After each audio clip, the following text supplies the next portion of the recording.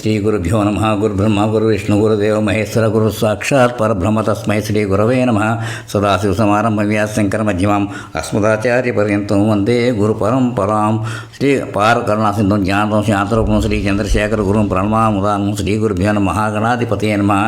ఈరోజు ఒక చక్కటి అంటే మధురమైన గాత్రం ఉన్న మహానుభావురాలు ఎస్ జానకి గారి గురించి మందిరం మహానుభావులు కింద చెప్దామని చెప్పేసి అనుకోకుండా ప్రారంభం చేశాను. ఇప్పుడు ఇదేమిటంటే నిజంగా ఈ మధ్యన ఆవిడ పరమదించారు. నిజంగా దాంటే ఆవిడ ఎంత గొప్ప పుణ్యాత్మురాలో. పైగా ఇంకోటి ఏమిటంటే ఇది నేను చెప్పలే, నాకు గొంతులో అంటే వీళ్ళందరూ వరప్రసాదులు అంతే. ఒక్క మాట చెప్పాలంటే ఆ భగవంతుడు ఇచ్చిన జానకి గారు ఎస్ జానకి గారి గురించి ఏంటంటే సిస్లా శ్రీరామూర్తి జానకి ఆవిడ పేరు. ఆ 1938 ఏప్రిల్ 23 పుట్టారు.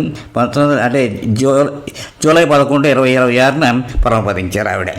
అందరికీ పరిచయం అయినట్లయితే ఎస్ జానకిగా పరిచయం ఆవిడ సిస్లా శ్రీరామూర్తి జానకి భారతీయ నేపథ్య గాయని.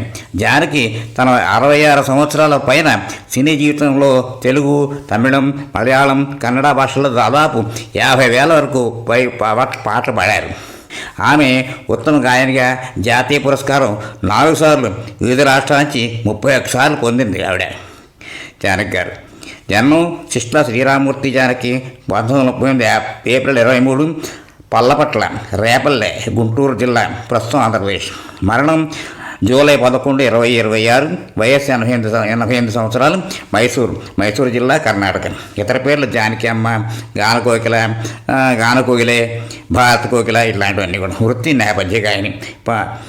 క్రియాశీలక సంవత్సరాలు ఏంటంటే 1950 నుంచి 2019 దాకా.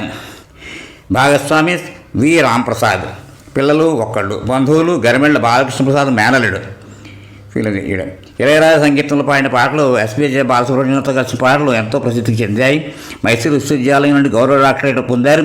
తమిళనాడు ప్రభుత్వం కళాయిమామణి పురస్కారం పొందారు. దక్షిణ భారత కళాకారులు సరైన గుర్తింపులు లభించలేదని 2013లో భారత ప్రభుత్వం ప్రకటించిన పద్మభూషణ్ పురస్కారాన్ని కూడా తిరస్కరించారు ఆవిడ. 1957లో విధియన్ విలయాట్టు అనే తమిళ సినిమాతో తన కెరీర్ ప్రారంభించి జానకి సెప్టెంబర్ 22, 2016 తాను పాటను ఆపిస్తున్నట్లు ప్రకటించారు.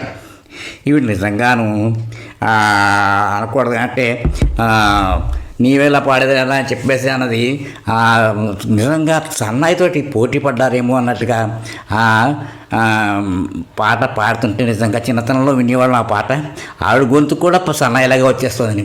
అంటే ఆవిడ రాజమండ్రి దగ్గర కూడా సన్నాయి విద్వాంసుల దగ్గర నేర్చుకున్నారని విన్నాను ఆవిడ. అది ఏమిటంటే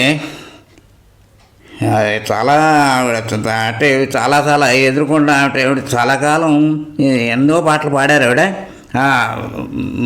ఎన్ని భజనలు, ఎన్నో రకరకాల పాడడం. అదేమిటంటే చిన్నపిల్లలు చూస్తుంటే కొంచెం ఎన్ని అనిపిస్తుందంటే చిన్నపిల్లల పాడేయడం ఎంతంత మనం ఆశ్చర్యపోతాం. అవి అందులోనూ ఈ పగలే వెన్నెల అన్న పాట చాలా ప్రసిద్ధి చెందింది. అది హిందోళ రాగంలో ఉంది. ఆ హిందోళ రాగంలో చాలా అలవోకగా, చాలా బ్రహ్మాండంగా పాడారు. ఆ రోజుల్లో చాలా ఫేమస్ ఆ పాట. అది నిజంగా చెప్పాలంటే వయలిన్ మీద వాయించడం చాలా కష్టమైంది. అసలే ప్రాక్టీస్ లేదు నాకు. అయినా కానీ నేను ధైర్యం చేసి, సాహసం చేసి వాయిద్దాం, మీ ముందు రోజు వినిపిద్దామని చెప్పి పాటలు వినిపించాలని చెప్పాను ప్రయత్నం చేస్తున్నాను. అది చాలా మధురమైన ఇదనమాట చెప్పాలంటే. ఆ పాట కూడా ఎంత ఆదరణ, ఎంత ఇదిగా ఉండింది అంటే దానికి కొంచెం ఆలాపం ఉంటుంది ముందరలో. తర్వాత చరణ పరలో ఇలా ఉంటుంది.